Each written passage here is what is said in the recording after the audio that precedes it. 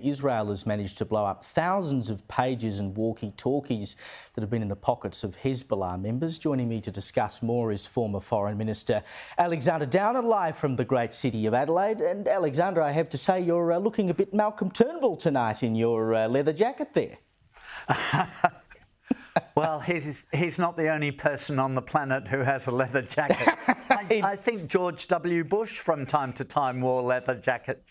Well, that's good, actually. And I remember when Obama wore his cream suit and everyone went wild. It's good to see a bit of diversity in fashion in politics. I was saying to Alex Rivchin earlier tonight, this story, these pages, walkie-talkies now that have been blown up in Lebanon, is just one of the most extraordinary bits of military work I have ever seen. I think it's probably one of the most extraordinary things you've ever seen in your lifetime as well. Yes, it's absolutely brilliant because it's very targeted. It's obviously, by definition, targeting people who are operatives within Hezbollah, which is a terrorist organisation run and financed by the Iranian regime. And so instead of putting civilians at risk, it's targeted the people who are directly responsible for continual attacks against Israel and who are determined to eliminate the state of Israel from the map of the earth. So who can blame the Israelis? And secondly, what an incredibly clever operation this has been.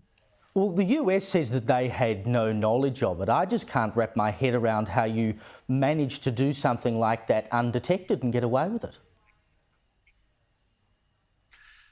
Yeah, well, I mean, there have been various articles written over the last few hours positing why and how this couldn't have happened. I'm not sure of the technology involved, but I assume what's happened here is that Mossad has managed to intercept the shipments of these, both the pages and the walkie-talkies, and then insert explosives into them, and then or else swap the whole of the shipment for their own versions of the walkie-talkies and the pages. And then they've been delivered as was planned by Hezbollah, and the Israelis have blown them up. But Israel is sending out a very strong message. If you want to try to destroy Israel, this is what will happen to you, so stop it. And there will be no more attacks on these people at all if they stop attacking Israel. But they have been firing missiles and rockets day by day into northern Israel. 63,000 people have had to be evacuated from northern Israel because of the constant attacks by Hezbollah into that part of the country. If they stop doing this, then there won't be these retaliatory measures. But get them to stop it. They're fanatics. They're fanatics. Well, you'd think it's unlikely, probably even more unlikely now that they will stop. But how many more of these attacks do you think we will see, or attacks of this style from Israel? If they've managed to do it with the pages and the walkie-talkies, who knows what's next? Well, I don't think I necessarily accept the premise of your question, which is that Hezbollah will just continue to attack. I mean, they know that their lives are at risk if they attack the Israelis.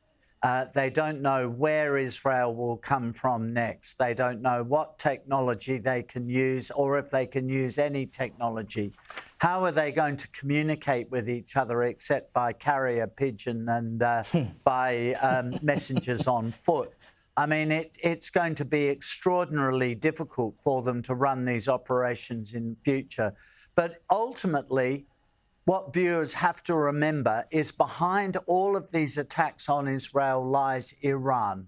Iran is arming and instructing these people to attack Israel, and Iran wants to eliminate the state of Israel. And this is an existential struggle for the Jewish people and for the Israelis. And for us as Westerners, it's a civilizational challenge. So we should get right behind the Israelis, and the Iranians should be put on notice that they are running the risk of war with the West by continuing these attacks on Israel. Well, let's hope they heed the warning that they've been sent. While we're on Israel, I mentioned this earlier as well, but we saw overnight the vote at the UN, this motion put up by the Palestinian Authority asking for Israel to pull out of Gaza entirely. The US asked us not to vote against it, which technically we did, but we abstained from the vote. I mean, just absolutely weak from the federal government to not take a stance. Well, do you know what's right and what's wrong? Do you know what's moral and what's immoral? It is right to support Israel's right to exist and the Jewish people to have a homeland. It is right to support that. It is wrong to give comfort to terrorists who killed 1,200 young people in the south of Israel and took hundreds hostage and killed some of the hostages and still hold others. That's wrong. So when it comes to voting in the United Nations for what it matters, when it comes to voting, Australia should be morally clear. Australia should be crystal clear and vote for what is moral and what is right. Instead, what the Australian government does for domestic political reasons is abstain. And it's shameful on a moral issue to abstain. It's shameful. 100%. And by the way, Alexander, I'm enjoying your columns in The Advertiser. Keep it up.